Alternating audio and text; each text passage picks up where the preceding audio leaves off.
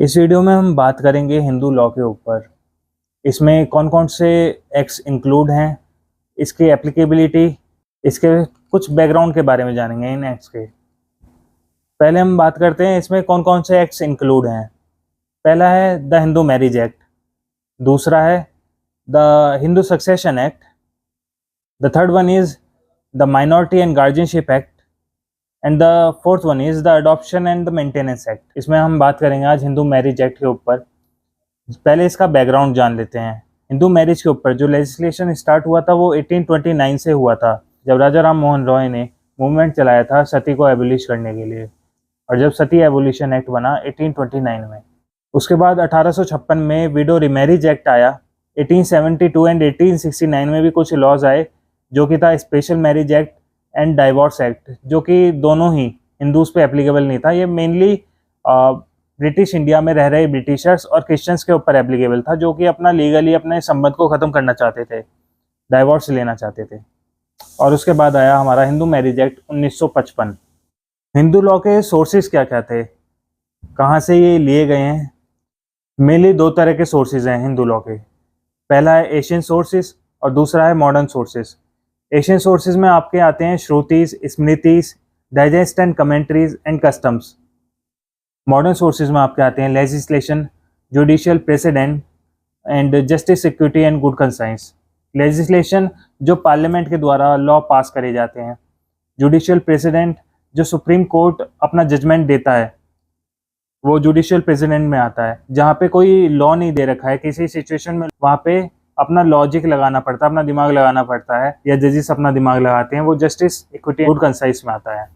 अब बात करते हैं इसकी एप्लीकेबिलिटी के बारे में, ये किन किन लोगों पे एप्लीकेबल है। तो ये हिंदू मैरिज एक्ट के सेक्शन 2 में साफ साफ मेंशन कर रखा है कि हिंदू लॉ या हिंदू मैरिज एक्ट कह सकते हैं, ये एक्ट उन पर एप्लीकेबल हैं जो कि हिंदू, सिख, बौद्ध या जैन हैं।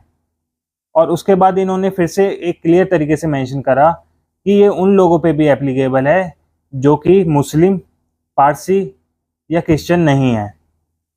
इसका मतलब अगर मैं ये कहूँ कि मैं किसी धर्म में नहीं मानता लेकिन मेरे पेरेंट्स हिंदू हैं, और मैं अब ये कहूँ कि मैं किसी भगवान में नहीं मानता, किसी रिलीजन में नहीं मानता, तो मेरे पे भी ये लॉ एप्लीकेबल होगा।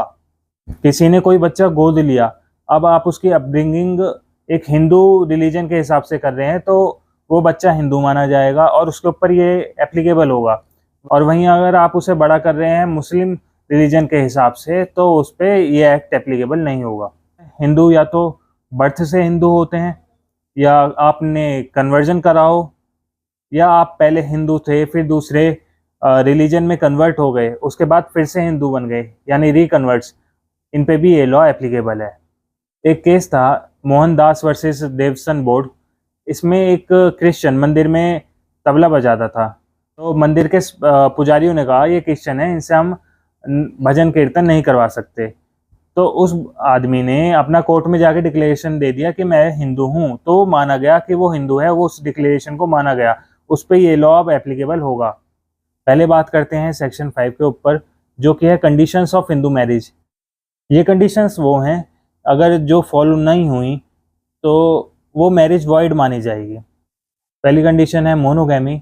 इसमें किसी भी पति पत्नी का शादी के समय कोई भी पहले से ही कोई पति या पत्नी ना हो, तो वो शादी वैलिड मानी जाएगी। दूसरी कंडीशन है इसमें कि दोनों में से कोई भी पार्टी पागल नहीं होनी चाहिए, अनसाउंड माइंड की नहीं होनी चाहिए। अनसाउंड माइंड क्या है इसमें, या तो कोई वो किसी मेंटल डिसऑर्डर से परेशान हो, या उसे बीच बीच में दौरे पड़ते हों, या मेंटल डिसऑर्डर उसका इस किस्म का है कि वो अपनी कंसेंट भी नहीं दे पा रही है। ऐसे में अगर उसकी शादी कर दी जाएगी तो वो शादी वॉइड मानी जाएगी। तीसरी कंडीशन इसमें यह है कि लड़का 21 साल का होना चाहिए और लड़की 18 साल की होनी चाहिए अपनी शादी के समय। अगर आप इससे छोटी उम्र के बच्चों की शादी करते हैं, वैसे तो वो बाल विवाह माना जाएगा, वो शादी वैलिड मानी जाएगी, लेकिन जिन लोगों ने वो शादी करवाई है वो पनिशेबल होंगे अंडर लॉ। चौथी कंडीशन है कि प्रोहिबिटेड डिग्री ऑफ रिलेशनशिप। ऐसे रिलेशनशिप जिसमें आप शादी यूजली नहीं करते हैं, जैसे ससुर अपने बहू से शादी, या फिर सास अपने समधी से शादी कर ले, ऐसी ये शादी यूजली नहीं होती हैं, ये प्रोहिबिटेड है, अनलेस आपका कस्टम अलाउ करता है तो। और पांचवी कंडीशन है हमारी सपिंडर रिलेशनशिप।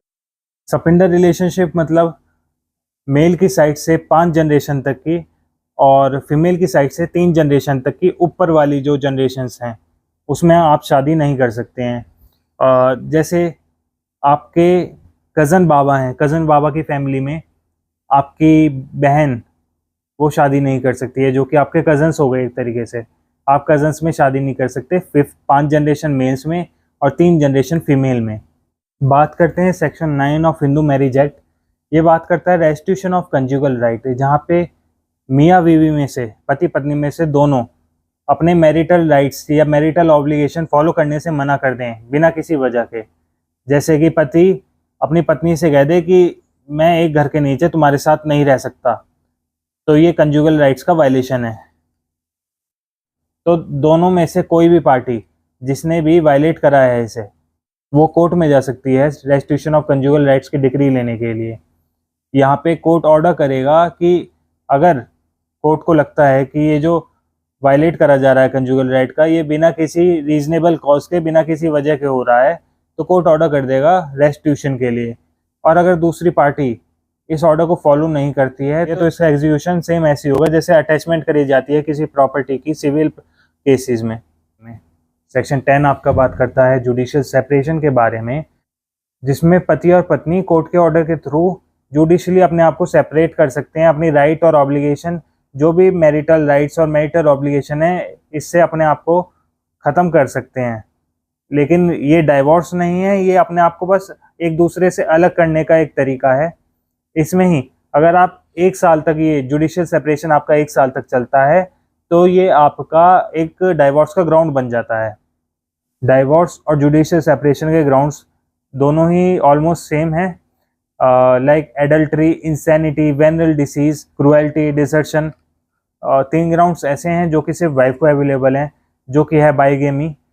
जब आपका पति दूसरी शादी कर ले, उस ग्राउंड पे आप जुडिशियल सेपरेशन की डिग्री ले सकते हैं।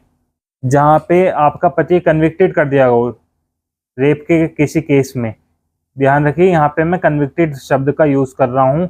यहाँ पे अगर आप कोई आपके पति के ऊपर आरोप लगा है कि रेप करा है, उस पर अप्लाई नहीं है।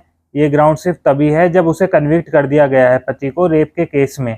और तीसरा ग्राउंड है जब पति अपनी पत्नी को मेंटेन नहीं कर रहा है, अपनी पत्नी को प्रॉपर खर्चा नहीं दे रहा है। ये तीसरा ग्राउंड है आपका।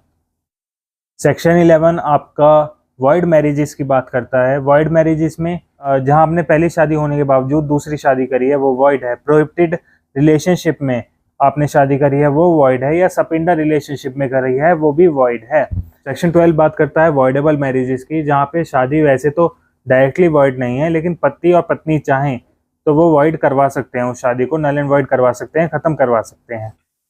इसमें 5 ग्राउंड्स दे रखे हैं, जिसमें पहला है इम्पोर्टेंसी। शादी के टाइम पे लड़का इम्पोर्टेंट था और ये बात लड़की वालों से शेयर नहीं करी। अब जब शादी होने के बाद लड़की को ये बात पता चली, लड़की इस ग्राउंड पे इस शादी को वॉइड डिक्लेयर कर सकती है। दूसरा ग्राउंड है इसमें अनसाउंड माइंड।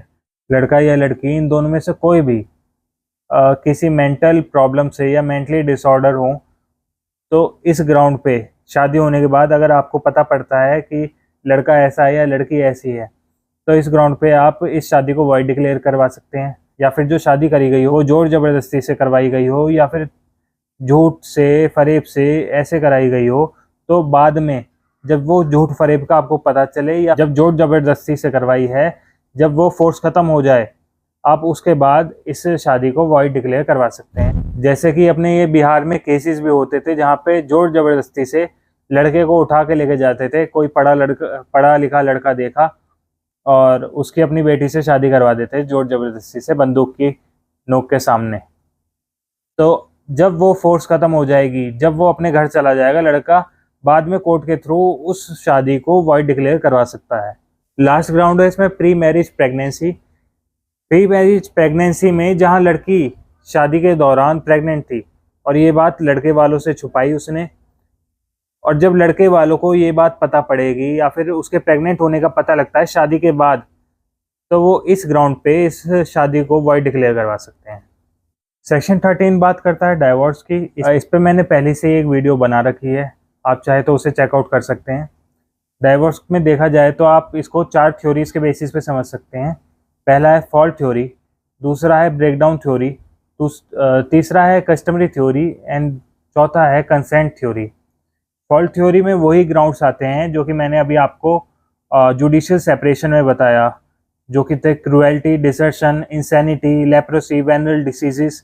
वुमेन को भी वही 3 ग्राउंड अवेलेबल हैं डाइवोर्स में, जो कि जुडिशियल सेपरेशन में उसे अवेलेबल हैं, जो कि है बाइगैमी, या फिर आपका पति सोडोमी करता है, या फिर बिस्टियलिटी जो कि जानवरों के साथ संभोग, और आपका पति रेप के केस में कन्विक्ट करा गया हो। इस बेसिस पे डाइवोर्स ले सकती है वुमेन अपने हस्बैंड से। सेक्शन 14 बात करता है कि कोई भी पेटिशन, डाइवोर्स की पेटिशन पेश नहीं करी जाएगी कोर्ट में जहां पे आपकी शादी को सिर्फ अभी 1 साल भी नहीं हुआ है। लेकिन यहाँ पे ये सेक्शन ये भी मेंशन करता है जहाँ पे आप दोनों के बीच में, लड़का और लड़की के बीच में इतनी एक्सेप्शनल हार्डशिप हो गई हैं कि आप दोनों एक दूसरे के साथ नहीं रह सकते हैं, तो उस केसेस में कोर्ट अपनी डिस्क्रिशन में अगर कोर्ट को लगता है कि हाँ ऐसा ही है तो वो अलाउ कर लेगी उस पेटिशन को। सेक्शन 15 बात करता है जब आपका डाइवोर्स हो जाए तो आप शादी कब कर सकते हैं। डाइवोर्स पर्सन व्हेन वे मैरी अगेन। तो इसमें साफ क्लियरली मेंशन्ड है कि आप जब शादी कर सकते हैं जब आपके डाइवोर्स होने के बाद अपील का टाइम पीरियड या तो ख़त्म हो गया हो, या आपने अपील ली हो, अपोजिट पार्टी ने अपील ली हो और वो अपीलेंट कोर्ट ने अपना जजमेंट दे दिया है, उसी के बाद आप शादी कर सकते हैं। यदि इस बीच आपने शादी कर ली है दूसरी, तो आपकी शादी डिपेंड करती है अपीलेंट कोर्ट के जजमेंट के ऊपर। यदि अपीलेंट कोर्ट ने आपका डाइवोर्स अलाउ कर दिया तो वो शादी वैलिड है, और अगर अलाउ नहीं करा है तो वो शादी आपकी वॉइड मानी जाएगी। सेक्शन 19 बात करता है कौन से कोर्ट में डाइवोर्स की पेटिशन डाली जाएगी।